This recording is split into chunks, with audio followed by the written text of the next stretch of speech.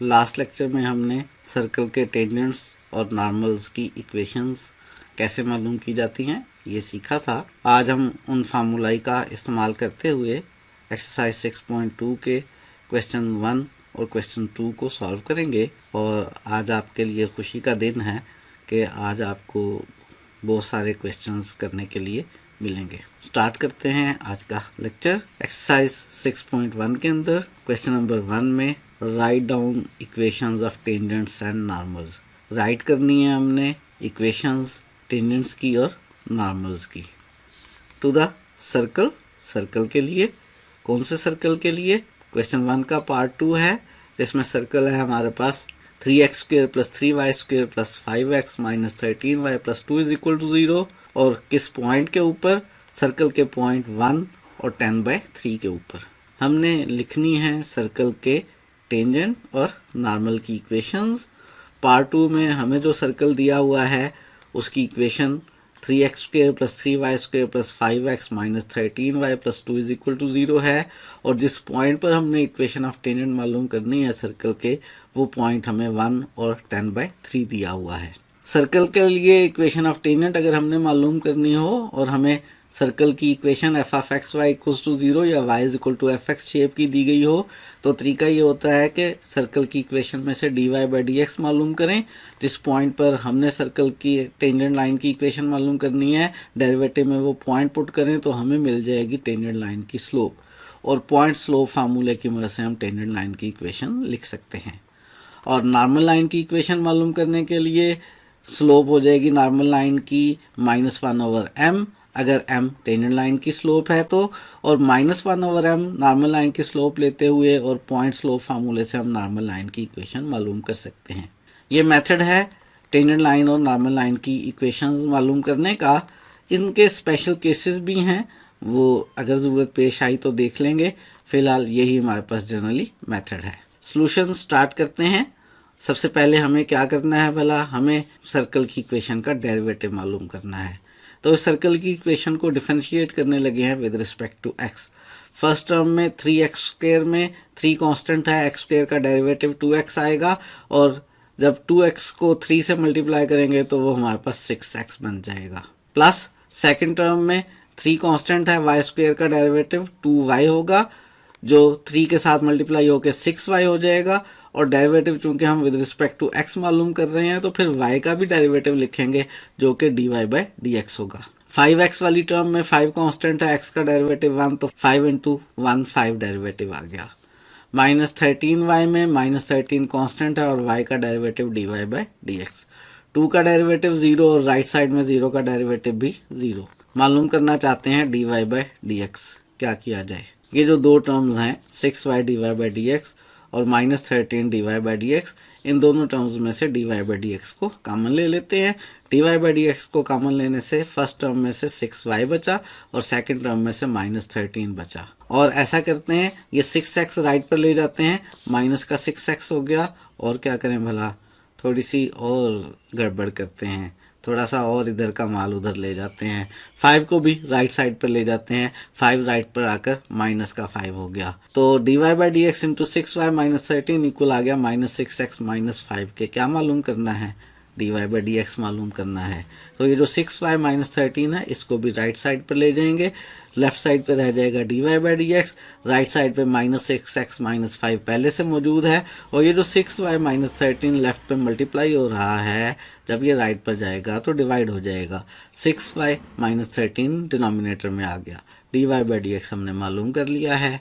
मालूम करनी है टेंजेंट लाइन की इक्वेशन, हमें चाहिए टेंजेंट लाइन की स्लोप। ये जो डेरिवेटिव dy/dx मालूम किया है, इसमें ये वाला पॉइंट जो हमें कर्व पे दिया हुआ है 1 और 10/3, ये इसमें सब्स्टिट्यूट करते हैं तो हमें मिलेगी टेंजेंट लाइन की स्लोप, जिसको हम m कह रहे हैं। न्यूमरेटर में -6 और x की जगह लिख लेंगे 1 - 5। डिनोमिनेटर में 6, y की जगह 10/3 और माइनस का 13। ऊपर जब -6 और -5 को सिंप्लीफाई करेंगे तो ये मेरे पास माइनस का 11 बन जाएगा। नीचे जो है हमारे पास 3 और 6 कैंसिल हो जाएंगे, 3 × 2 = 6 हो जाएगा, 2 × 10 = 20 हो जाएगा। और 20 में से 13 को माइनस करेंगे तो हमारे पास आ जाएगा 7। ये मेरे पास -11/7 आ गई है। क्या चीज़ आ गई है? ये टेंजेंट लाइन की स्लोप आ गई है। टेंजेंट लाइन की स्लोप आ गई है मेरे पास कर्व के ऊपर एक पॉइंट मौजूद है। कर्व हमारी यहाँ पे सर्कल है। पॉइंट और स्लोप वाला फार्मूला इस्तेमाल करते हैं। टेंजेंट लाइन की इक्वेशन होगी y minus y1 is equal to m into x minus x1। इसमें x1 y1 जो है ये गिवन पॉइंट 1 और 10/3 है और m जो है वो -11/7 है। ये इस इक्वेशन में सब्स्टिट्यूट करते हैं। y माइनस y1 और y1 की जगह हमने 10/3 लिख लिया इज इक्वल टू m की जगह हमने -11/7 लिख लिया इंटू x माइनस x1 और x1 की जगह हमने गिवन पॉइंट का कोऑर्डिनेट 1 लिख लिया। अब हमने इसको करना है सिंप्लीफाई और हमारी कोशिश होगी कि हम इस लाइन को सिंप्लीफाई करके ax plus by plus c is equal to 0 की शेप में लिख सकें। ये शेप देने के लिए हम ऐसा करते हैं, लेफ्ट साइड पे 3 एलसीएम ले लेते हैं। लेफ्ट साइड पे 3 एलसीएम लिया तो 3y के साथ मल्टीप्लाई होगा और 3y माइनस 10 आ गया। राइट साइड को सेम एज इट इज रखते हैं और क्या किया जाए, ऐसा करते हैं 7 को लेफ़्ट पर ले आते हैं और 3 को राइट पर ले जाते हैं। 7 लेफ़्ट पर आएगा तो 3y माइनस 10 के साथ मल्टीप्लाई हो जाएगा। 3 राइट पर आकर मल्टीप्लाई होगा -11 के साथ तो ये माइनस का 33 हो जाएगा और x minus 1 as it is आ गया। अरेंज करना है किस शेप में? अरेंज करना है हमने ax plus by plus c is equal to 0 की शेप में। उसके लिए ऐसा करते हैं 7 से अंदर मल्टीप्लाई करते हैं और -33 से भी अंदर मल्टीप्लाई करते हैं। 7 से 3y को मल्टीप्लाई किया तो 21y आ गया। 7 को -10 से मल्टीप्लाई किया तो माइनस का 70 आ गया। इस तरह से राइट साइड पे -33 को x से मल्टीप्लाई किया तो -33x आ गया और -33 को -1 से मल्टीप्लाई किया तो माइनस प्लस का 33 आ गया। और कौन सी शेप देनी है? शेप देनी है हमने ax plus by plus c is equal to 0 की। -33x को लेफ़्ट पर ले आए, प्लस का 33x हो गया। लेफ़्ट साइड पे पहले से मौजूद है 21y, लेफ़्ट पे मौजूद है माइनस का 70 और राइट साइड वाला 33 जब लेफ़्ट पर लाएंगे तो माइनस का 33 हो जाएगा। माइनस का 70 और माइनस का 33 ऐड होंगे, माइनस का 103 बन जाएगा। तो 33x plus 21y minus 103 is equal to 0। ये क्या है हमारे पास? ये हमारे पास टेंजेंट लाइन की इक्वेशन आ गई है। तो टेंजेंट लाइन की इक्वेशन हमने मालूम कर ली है। अब क्या मालूम करना है? अब हमने नॉर्मल लाइन की इक्वेशन मालूम करनी है।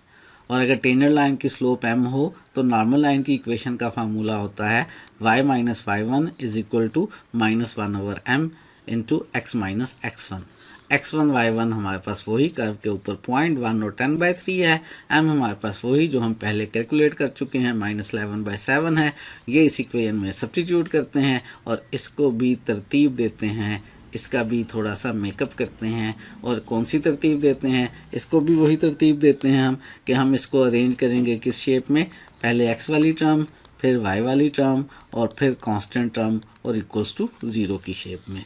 वैल्यू सब्स्टिट्यूट करते हैं। लेफ़्ट साइड पे y1 की जगह हमने यहाँ पे 10/3 लिख लिया। राइट साइड पे -1/m में m की जगह -11/7 लिख लिया और इंटू x माइनस x1 में x1 की जगह हमने यहाँ 1 सब्स्टिट्यूट कर लिया। लेफ्ट साइड पे 3 एलसीएम ले लें तो 3y माइनस 10 आ गया न्यूमरेटर में।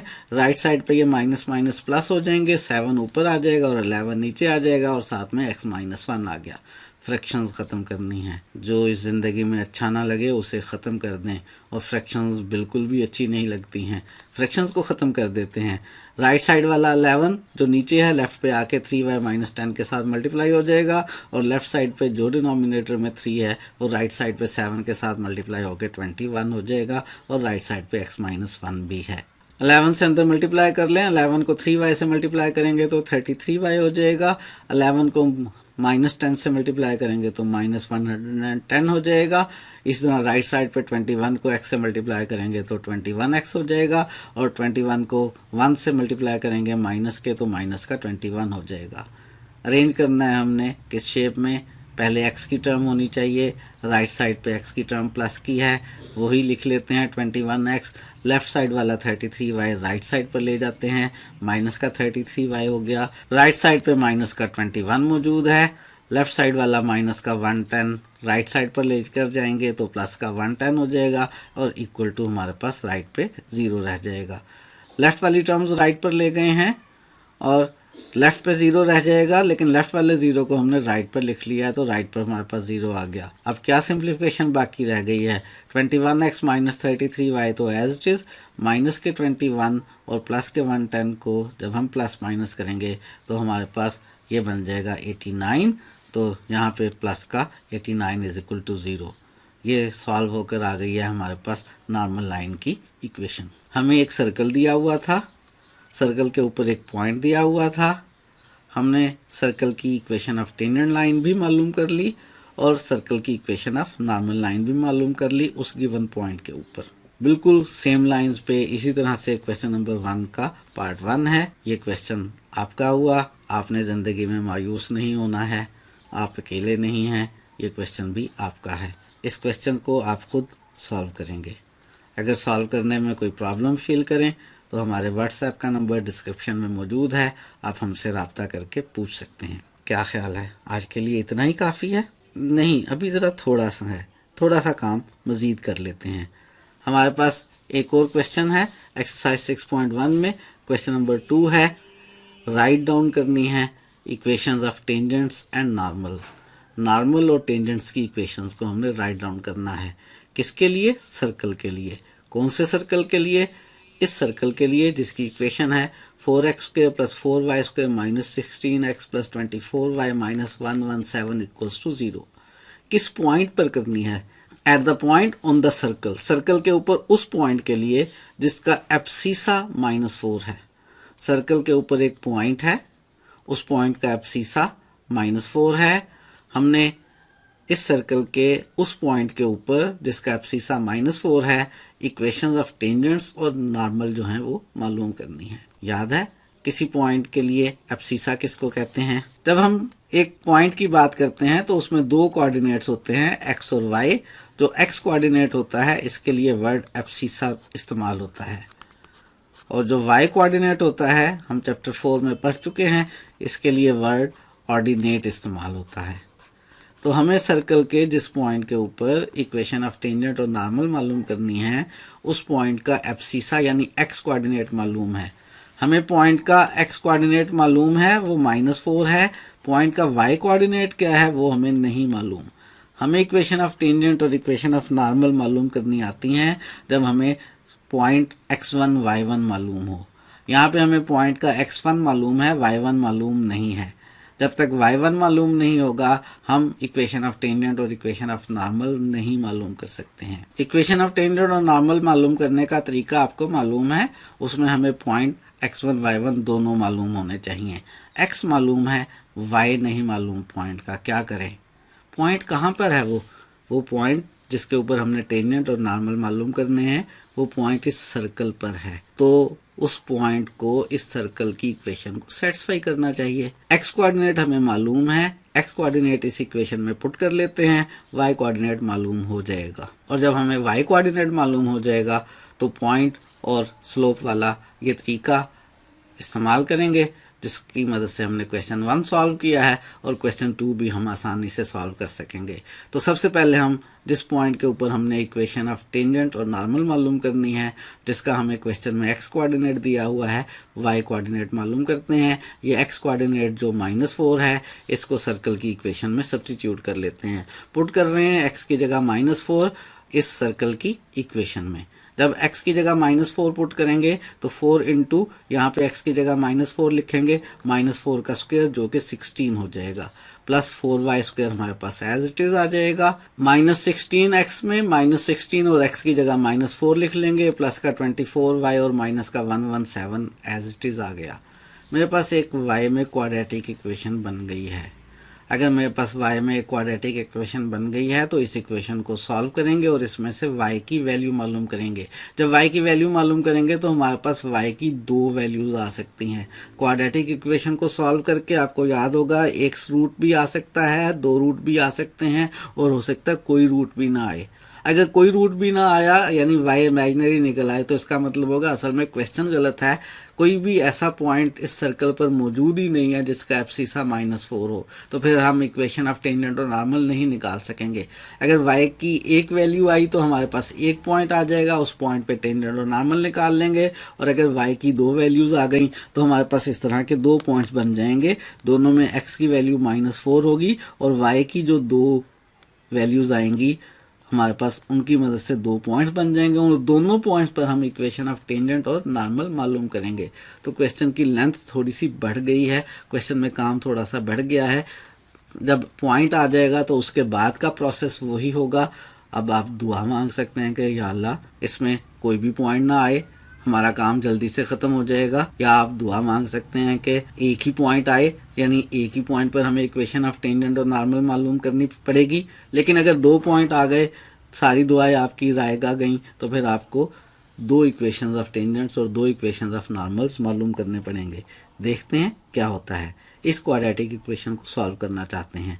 क्वाड्रेटिक इक्वेशन को सॉल्व करना है तो कौन सी फॉर्म में होनी चाहिए क्वाड्रेटिक इक्वेशन? क्वाड्रेटिक इक्वेशन में सबसे पहले वाई स्क्वायर वाली टर्म होनी चाहिए, फिर वाई वाली और फिर कांस्टेंट टर्म। तो वाई स्क्वायर वाली टर्म हम लिखते हैं, वाई स्क्वायर वाली टर्म हमारे पास 4y स्क्वायर है, उसके बाद y वाली टर्म लिख लेते हैं प्लस का 24y, उसके बाद ये जो कांस्टेंट टर्म्स हैं 16 4 64 हो जाएगा, और माइनस के 16 को -4 से मल्टीप्लाई करेंगे तो प्लस का 64 हो जाएगा, और ये माइनस का 117, 64 और 64 को ऐड करेंगे तो 128 हो जाएंगे, और ये -117, 128 में से -117 को माइनस कर लें, मेरा ख्याल है माइनस करना आपको आता है, तो प्लस का 11 हो जाएगा, और यहाँ पे कांस्टेंट टर्म मेरे पास प्लस का 11 = 0 आ गई। क्वाड्रेटिक इक्वेशन स्टैंडर्ड शेप में आ गई है। इसको सॉल्व करके हमने y की वैल्यूज़ मालूम करनी है, या तो फैक्टर्स बनाएंगे, या क्वाड्रेटिक फार्मूले का इस्तेमाल करेंगे, या कंप्लीटिंग स्क्वायर करेंगे। ना बाबा ना, कंप्लीटिंग स्क्वायर मैं नहीं कर रहा, हमेशा मुश्किल लगता है, यकीनन आपको भी मुश्किल लगता होगा। मुझे सबसे आसान लगता है फैक्टर्स बनाना, तो पहली कोशिश है मेरी कि फैक्टर्स बन जाएं। उसके लिए 11 को और 4 को मल्टीप्लाई किया तो 44 आ गया। अब मुझे ऐसा पेयर बनाना है नंबर्स का जिनको मल्टीप्लाई करें तो 44 आए और ऐड करें तो दरमियान वाला नंबर 24 आए, और वो पेयर बहुत आसान है। 22 2 44 हो जाएगा, 22 और 2 को ऐड करेंगे तो 24 आ जाएगा। तो सबसे पहले 4y स्क्वायर लिख लेते हैं, 24y को हम लिख सकते हैं 22y + 2y, और चाहे तो हम इसको 2y + 22y लिख सकते हैं। तो मैंने 24y को 2y + 22y लिख लिया है, प्लस का 11 और = 0। अब पहली दो टर्म्स में से हम 2y को कॉमन ले लें तो अंदर हमारे पास 2y + 1 हो जाएगा। इन दो टर्म्स में से हम 11 को कॉमन ले लें तो इंटू 2y + 1 आ जाएगा। इन दोनों टर्म्स में से 2y + 1 कॉमन आ जाए तो पहली टर्म के साथ से हमारे पास 2y और दूसरी टर्म के साथ से प्लस का 11 बचेगा। हमारे पास दो फैक्टर्स बन गए हैं, 2y + 1 इंटू 2y + 11 = 0। इन दोनों फैक्टर्स को हमने सॉल्व करना है। क्या तरीका होगा? या तो पहला फैक्टर 2y + 1 0 होगा, या फिर दूसरा फैक्टर 2y + 11 0 होगा। y मालूम करने हैं, थोड़ा सा मेकअप करते हैं। क्या मेकअप करें? 1 को राइट साइड पर ले जाएं और 2 से डिवाइड कर दें। 1 राइट साइड पर जाकर माइनस का हो जाएगा, और 2 डिवाइड होने पर y की वैल्यू -1/2 आ गई। इस तरह से इस दूसरी इक्वेशन को भी सॉल्व कर लेते हैं। 11 जाकर राइट पर माइनस का हो जाएगा, 2 जाकर डिवाइड हो जाएगा, और y की वैल्यू -11/2 आ गई। बहुत दुआएं मांगी थी लेकिन कोई कामयाबी हासिल ना हुई। y की दो वैल्यूज़ आ गई हैं, बहरहाल हमें करना तो है। हमारे पास दो पॉइंट्स आ गए हैं जिन दोनों में x -4 है, एक में x -4 के साथ y -1/2 है, और दूसरे में x -4 के साथ y -11/2 है। इन दोनों पॉइंट्स पर अब हमने सर्कल के लिए इक्वेशंस ऑफ टेंजेंट और नॉर्मल मालूम करनी है। तो हमें मालूम करना होगा सर्कल का डेरिवेटिव, उस डेरिवेटिव में पॉइंट्स पुट करने से टेंजेंट की स्लोप, पॉइंट और स्लोप फार्मूले से टेंजेंट लाइन की इक्वेशन, फिर नॉर्मल लाइन की स्लोप -1/m, और पॉइंट स्लोप फार्मूले से नॉर्मल लाइन की इक्वेशन। डिफरेंशिएट करने लगे हैं हम सर्कल की इक्वेशन को with respect to x। X square का डेरिवेटिव 2x और 4 से मल्टीप्लाई होके 8x हो जाएगा। वाई स्क्वायर का डेरिवेटिव 2y, 4 से मल्टीप्लाई होके 8y, और फिर y का भी डेरिवेटिव वो dy by D x. Derivative x के लिए निकाल रहे हैं, तो जहाँ भी x के अलावा कोई और एक्सप्रेशन आएगी, कोई और वेरिएबल आएगा, तो पावर रूल के साथ साथ उस वेरिएबल का भी डेरिवेटिव लेंगे। -16x में x का 1 तो -16 आ गया, प्लस 24y में y का derivative dy by D x. 24 constant multiple में ऐसे ही आ गया। -117 का डेरिवेटिव, कांस्टेंट का डेरिवेटिव 0, और राइट साइड पे भी 0 का डेरिवेटिव 0। इसमें से हमें मालूम करना है dy बाई डी एक्स। क्या किया जाए, ऐसा करते हैं, ये जो दो टर्म्स हैं dy बाई डी एक्स वाली, इन दोनों टर्म्स में से 8 dy by D x common ले लेते हैं। 8 dy by D x common लेंगे तो अंदर रह जाएगा y प्लस 3। और ये जो दो टर्म्स हैं 8x और -16 की, इनको राइट पर शिफ्ट कर लेते हैं। माइनस का 16 राइट पर जाकर प्लस का 16 हो जाएगा, और 8x राइट पर जाकर माइनस का 8x हो जाएगा। ये 8 और y प्लस 3 राइट पर शिफ्ट करेंगे तो डिवाइड हो जाएंगे। लेफ्ट पे हमारे पास dy बाई डी एक्स आ जाएगा। न्यूमरेटर में मेरे पास 16 माइनस 8x होगा, और 8 और y प्लस 3 राइट पर आकर डिवाइड हो गए। ये मेरे पास dy बाई डी एक्स आ गया है। हमने इस dy बाई डी एक्स में ये दोनों पॉइंट्स बारी बारी पुट करने हैं। पहली बारी लगा देते हैं -4 और -1/2 की, तो -4 और -1/2 इस 1 में पुट करते हैं, तो हमारे पास आ जाएगी टेंजेंट लाइन की स्लोप, जिसे हम m से डिनोट करेंगे। हमारे पास m आ जाएगा किसके इक्वल, 16 माइनस 8, और x की जगह इसमें -4 लिख लिया। डिनोमिनेटर में 8 इंटू वाई की जगह -1/2 प्लस 3 आ गया। -8 और -4 मल्टीप्लाई होके प्लस का 32 हो जाएंगे। प्लस के 32 में प्लस का 16 ऐड करेंगे तो प्लस का 48 हो गया। नीचे हमारे पास 8 एज इट इज आ जाएगा। -1/2 प्लस 3 को जब हम एलसीएम लेकर ऐड करेंगे तो 2 3 6, 6 - 1 5/2 आ गया। इसकी सिंप्लीफिकेशन के लिए 8 को 48 से कैंसिल कर लें। 8 6 48, 2 न्यूमरेटर में 6 के साथ मल्टीप्लाई हो जाएगा तो 2 6 12 हो जाएगा, और नीचे मेरे पास 5 आ गया। ये मेरे पास टेंजेंट लाइन की स्लोप आ गई। और पॉइंट और स्लोप वाले फार्मूले से equation of tangent line y - y1 = m × x - x1 लिख लेते हैं। इसमें x1 y1 की जगह ये वाला पॉइंट -4 और -1/2 पुट करते हैं। m की जगह 12/5 पुट करते हैं।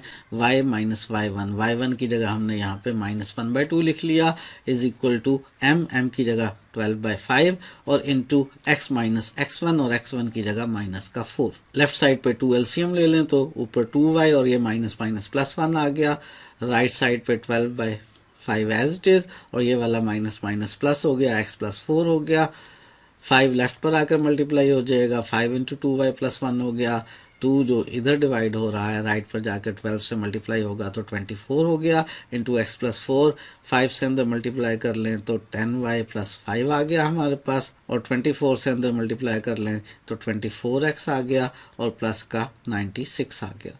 और अरेंज करना है इसको किस शेप में, पहले x वाली टर्म 24x को राइट पर ही रखते हैं। लेफ्ट साइड वाला 10y राइट पर ले जाएं, माइनस का 10y हो जाएगा। राइट साइड पे प्लस का 96 है, ये वाला 5 जाकर माइनस हो जाएगा। 96 में से -5 को माइनस करेंगे तो प्लस का 91 आ जाएगा, और जो लेफ़्ट साइड पे 0 बचेगा उसे मैंने राइट साइड पर लिख लिया है।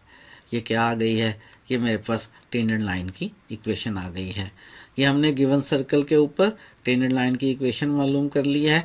इस पॉइंट -4 और -1/2 के ऊपर नॉर्मल लाइन की इक्वेशन निकालनी है। इसी पॉइंट के ऊपर नॉर्मल लाइन की इक्वेशन का ये फार्मूला मौजूद है। इस फार्मूले में वैल्यूज़ पुट करते हैं x1 y1 की और m की, और इस फार्मूले में जब हम y1 की जगह यहाँ पुट करेंगे -1/2 तो y -1/2 आ जाएगा। फिर -1/m में m की जगह हमने 12/5 लिख लिया, और इंटू x - x1 में x1 की जगह -4 लिखेंगे तो x - -4। लेफ्ट साइड पे 2 एलसीएम ले लें, 2y + 1 आ गया।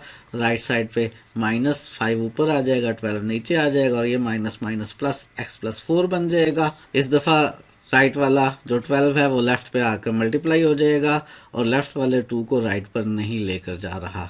क्यों नहीं लेकर जा रहा, इसलिए नहीं लेकर जा रहा कि ये 2 6 12 कैंसिल हो जाएगा। इसको कैंसिल आउट कर लेंगे। राइट साइड पे हमारे पास -5 इंटू एक्स प्लस 4 आ गया। इसको भी रेंज करके हमने वही शेप देनी है कि पहले x वाली टर्म, फिर y वाली और फिर कांस्टेंट टर्म। लेफ्ट साइड पे 6 से अंदर मल्टीप्लाई करें तो 12y हो गया। 6 को 1 से मल्टीप्लाई करें तो प्लस का 6 आ गया। -5 को x से मल्टीप्लाई करें तो माइनस का 5x आ गया। -5 को 4 से मल्टीप्लाई किया तो माइनस का 20 आ गया। थोड़ा सा मेकअप करते हैं। मेकअप करने के तो हम माहिर होते जा रहे हैं, और मेकअप करना है हमने ये सोच के कि हमने तरतीब देनी है, पहले x वाली टर्म, फिर y वाली और उसके बाद कांस्टेंट टर्म। तो सबसे पहले हम ऐसा करते हैं, राइट साइड से -5x लेफ्ट पर ले आते हैं, प्लस का 5x हो गया। लेफ्ट पे प्लस का 12y मौजूद है, एज इट इज लिख लिया। माइनस का 20 लेफ्ट पर लाएंगे तो प्लस का 20 हो जाएगा, और 6 + 20 प्लस का 26 = 0। यही आ गई है मेरे पास नॉर्मल लाइन की इक्वेशन, कर्व के पॉइंट -4 और -1/2 पे। यही सब कुछ हमने अब करना है कर्व के दूसरे पॉइंट -4 और -11/2 के लिए। डेरिवेटिव मौजूद है, इस डेरिवेटिव में हम ये वाला पॉइंट पुट करते हैं। इस इक्वेशन को हमने नंबर 1 कह लिया था, तो -4 और -11/2 को इस 1 में पुट करेंगे। जब ये वाला पॉइंट -4 और -11/2 इस इक्वेशन में सब्स्टिट्यूट करेंगे तो सिंप्लीफाई करने पे हमारे पास जो टेंजेंट लाइन की स्लोप है वो -12/5 आ जाएगी। इक्वेशन ऑफ टेंजेंट लाइन का फार्मूला हमें मालूम है, इसमें x1 y1 की जगह -4 और -11/2 और m की जगह -12/5 पुट करना है। वैल्यूज पुट करते हैं तो y + 11/2 = -12/5 इंटू x + 4 हो गया। इस दफ़ा मैं एक एक स्टेप की कैलकुलेशन नहीं बता रहा हूँ, आपको चाहिए ये कि आप वीडियो को पॉज कर लें और कैलकुलेशंस खुद करें, और उसके बाद वीडियो को चलाकर बस चेक कर लें कि जो कैलकुलेशंस आपने की हैं वो सही हैं या नहीं, और कहीं ऐसा तो नहीं है कि मैंने कोई गलती कर ली है। याद रहे, मैथमेटिक्स जो है, जब बात समझ आ जाए कि क्या करना है तो उसके बाद करना पड़ता है। सिर्फ देखने से मैथमेटिक्स पेपर में सॉल्व नहीं होता। तो मेरा मशवरा आपको ये है कि इस पॉइंट -4 और -11/2 के ऊपर जब आपने इक्वेशन ऑफ टेंजेंट और नॉर्मल निकालनी है, तरीका आप 2 दफ़ा देख चुके हैं, आपके पास फार्मूले मौजूद हैं, आप खुद से कैलकुलेशंस करें। इस तरह ये जो अब इक्वेशन आ गई है, इस पूरी इक्वेशन को अगर हम 10 से मल्टीप्लाई कर लें, इधर वाले एलसीएम 2 और इधर वाले एलसीएम 5 यानी टोटल दोनों के प्रोडक्ट 10 से मल्टीप्लाई कर लें तो हमारे पास ये इक्वेशन बन जाएगी। इसको अरेंज कर लेते हैं, 24x और 96 को लेफ़्ट पर ले आते हैं तो हमारे पास इक्वेशन 24x + 10y + 151 = 0 बन गई। ये इक्वेशन आ गई है टेंजेंट लाइन की पॉइंट -4 और -11/2 पे। एक छोटा सा काम और बाकी है, नॉर्मल लाइन की इक्वेशन फार्मूला हमें याद ही है कि y - 5 1 = -1/m into x - x1। x1 y1 हमें मालूम है, -4 और -11/2 हैं। m हमें मालूम है, माइनस का 12/5 है। ये वैल्यूज़ इस इक्वेशन में सब्स्टिट्यूट करते हैं, इसको थोड़ा सा सिंप्लीफाई करते हैं। राइट साइड पे ये माइनस माइनस प्लस और 5/12 हो जाएगा। पूरी इक्वेशन को अगर आप 12 से मल्टीप्लाई कर लें तो हमारे पास सिंप्लीफाई होकर ये आ जाएगी, और इसकी शेप x, y और c वाली देने के लिए 12y और 66 को राइट साइड पर ले जाएंगे तो हमारे पास 5x - 12y और प्लस माइनस करने के बाद माइनस का 46 = 0 आ गया। किसकी इक्वेशन आई है ये हमारे पास नॉर्मल लाइन की इक्वेशन आ गई है, सर्कल की पॉइंट -4 और -11/2 के ऊपर। हमें सर्कल की इक्वेशन दी हुई थी, सर्कल के ऊपर एक पॉइंट का एब्सिसा यानी x कोऑर्डिनेट दिया हुआ था। हमने जिस पॉइंट का एब्सिसा -4 था उस पॉइंट के ऊपर टेंजेंट और नॉर्मल निकालनी थी। हमने देखा सबसे पहले ये कि जिस पॉइंट का एब्सिसा -4 है उस पॉइंट के लिए हमारे पास कर्व के ऊपर, सर्कल के ऊपर 2y हैं, यानी बेसिकली कर्व के ऊपर हमारे पास सर्कल के ऊपर 2 पॉइंट्स मौजूद हैं। वो उनमें से एक पॉइंट हमारे पास -4 और -1/2 बना, दूसरा पॉइंट -4 और -11/2 बना, और जो तरीका हमारे पास टेंजेंट लाइन की इक्वेशन निकालने का होता है और नॉर्मल लाइन की इक्वेशन निकालने का होता है, उसको इस्तेमाल करके हमने इन दोनों पॉइंट्स पर टेंजेंट और नॉर्मल लाइंस की इक्वेशन निकाल ली। जहाँ जहाँ हमें ज़रूरत पेश आई मेकअप करने की, हमने थोड़ा बहुत मेकअप भी कर लिया। मेकअप करने की आपको प्रैक्टिस होती जा रही है, मेथड क्वेश्चन सॉल्व करने का आपको आता जा रहा है। इसके बावजूद भी आपको कोई मुश्किल पेश आए तो डिस्क्रिप्शन में हमारा नंबर मौजूद है, आप हमसे कांटेक्ट कर सकते हैं। क्या ख्याल है, अब काफ़ी है आज के लिए? मेरा भी यही ख्याल है कि हाँ, आज के लिए इतना ही काफ़ी है। लेकिन चलते चलते जाने से पहले बुक के पेज नंबर 260 के ऊपर एक एग्जाम्पल है। इस एग्जाम्पल में हमें एक सर्कल दिया हुआ है और हमें सर्कल के ऊपर एक पॉइंट का ऑर्डिनेट दिया हुआ है। हमें मालूम करनी है सर्कल के लिए टेंजेंट्स की इक्वेशंस। काम थोड़ा आसान है, सिर्फ टेंजेंट्स की इक्वेशन निकालनी है, नॉर्मल्स नहीं निकालने। लेकिन काम थोड़ा सा मुश्किल भी है कि हमें जिस पॉइंट पर टेंजेंट्स निकालने हैं उस पॉइंट का ऑर्डिनेट -2 दिया हुआ है। ऑर्डिनेट आपको थोड़ी देर पहले बताया था, एक्स और वाई जब पॉइंट हो तो जो वाई कोऑर्डिनेट होता है उसे हम ऑर्डिनेट कहते हैं। तो हमें पॉइंट का वाई कोऑर्डिनेट -2 दिया हुआ है, एक्स कोऑर्डिनेट नहीं दिया हुआ है। तो क्या करेंगे, बिल्कुल वही तरीका इख्तियार करेंगे जो थोड़ी देर पहले जब हमें एब्सीसा दिया हुआ था तो हमने किया था। अब हमें ऑर्डिनेट दिया हुआ है तो y -2 दिया हुआ है, वो y -2 यहाँ पर y की जगह दोनों जगह लिख लेंगे, x में क्वाड्रेटिक इक्वेशन बन जाएगी। उस क्वाड्रेटिक इक्वेशन को सॉल्व करेंगे तो x की एक वैल्यू या कोई वैल्यू नहीं या दो वैल्यूज़ आ सकती हैं। आप दुआएं मांगते रहें, अगर आपको लगता है कि दुआ मांगने से काम आसान हो सकता है। आप जितनी मर्ज़ी दुआएं मांग लें, आपकी दुआएं असर लाएंगी या नहीं लाएंगी इससे कोई फ़र्क नहीं पड़ने वाला। आपको क्वेश्चन तो बहरहाल हल करना ही है। तो y की वैल्यू -2 इसमें पुट करके x मालूम करेंगे। x 1 आए, 2 आए या ना आए, आपको क्वेश्चन सॉल्व करना है और इस दफ़ा आपको ये क्वेश्चन खुद सॉल्व करना है। कैसे सॉल्व करना है, आप प्रीवियस क्वेश्चन को देखते जाएं तो सॉल्व हो जाएगा। ये एग्जाम्पल आपकी हुई, ये एग्जाम्पल आपकी हुई, इस एग्जाम्पल को आप खुद सॉल्व करेंगे। और बस आज का प्रोग्राम ख़त्म हुआ। आज 2 के साथ 2 की फ्री ऑफ़र थी। 2 क्वेश्चंस मैंने सॉल्व करवा दिए, एक क्वेश्चन और एग्जाम्पल आपको दे दी। आज के लिए इतना ही रखते हैं, मज़ीद चीज़ें आने वाले दिनों में।